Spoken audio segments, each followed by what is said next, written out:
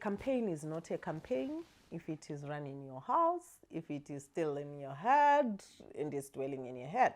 It has to have a public appearance, and that public appearance takes a lot of forms, and one of them is debates. And from what I learned, I appeared in a number of debates. For example, the one with the permanent secretary for the Ministry of Information, like I have said.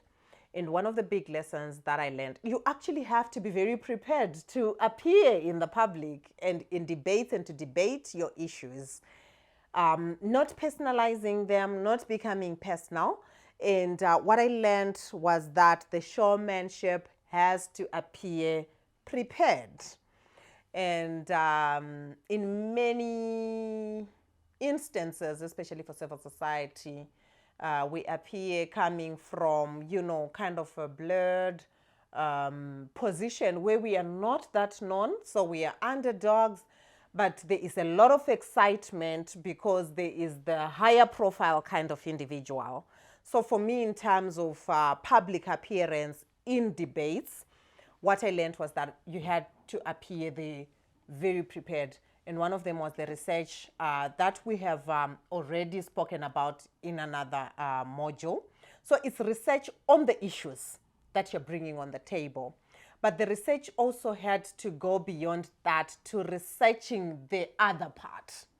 So for example, for me, I had to ask my team and to do my own research in terms of the other person that I was going to meet, in terms of what they like saying, who they are, what, drives them crazy, what would push them in the corner, what would allow me to push back on their answers. And because I was dealing with someone who is the government spokesperson and is always talking on different platforms, and sometimes it's very difficult to separate what he's saying in his personal capacity and what he's saying in his official capacity. I had to read in between the lines in terms of how to deal with those aspects of his personality, of his personal, responses and preferences and how he talks and when he's representing government. So I had to understand him and what he's likely to bring on the table when it comes to the responses that he was going to give me on the How Far campaign. So researching on the other part in terms even of their emotions, how they handle their emotions. I had to go on Twitter and say, how do they respond if they feel attacked by a response or by a question? Because I had to know that, because the questions that I was going to ask, maybe we're going to feel like personal attacks. How is he going to respond? He's going to make me look stupid in front of the TV where thousands are watching. How am I going to deal with that? How am I going to stand my ground? I'm a woman. He's a big egocentric man. And in some instances, when I was doing my researches, arrogant in his responses and answers, how am I going to deal with this coming from an underdog, a female, maybe tenderized kind of perspective? Everyone is still trying to understand who Janet is. So it was a lot of trying to understand the other person. So when we got on the interview, I was prepared with issues, but I was also prepared to some extent to deal with his personality, to deal with matters that are important to him. I also had to understand issues that are important to him. They are a new administration that is trying to prove to people that they are doing something. So if I could push towards that for him to show people what they are doing, I knew that I would get the answers.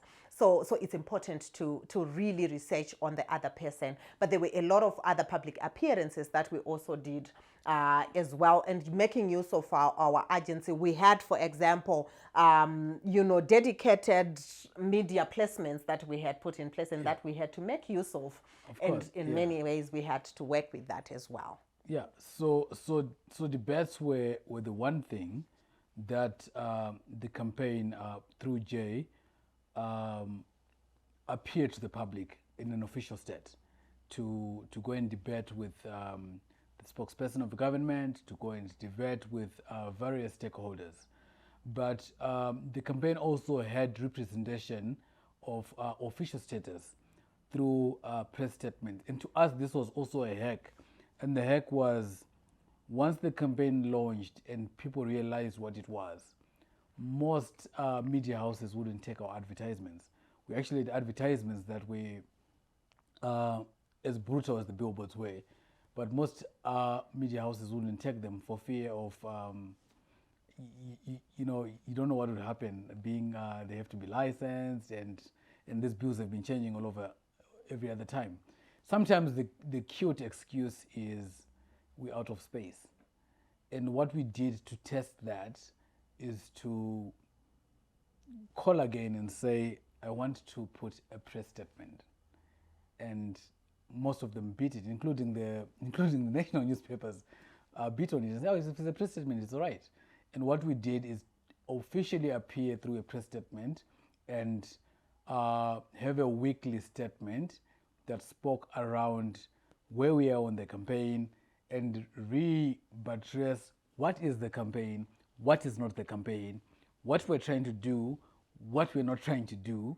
And so what we did is, even in the absence of spots for advertisements, we went with press statements, and we appeared very well and convincing. So we actually convinced quite a lot of audience from the press to come and join the party where there was free speech online. So I think when you look at it, you can appear publicly through debates. Where you can't, you can use press statements, as long as you can then couch them well to portray what the campaign is saying. And as Jay has said, it's never about the person, it's never about the expressive intent of the person who signs the press statement. It's about the campaign, the plan, the big picture, and the manifesto.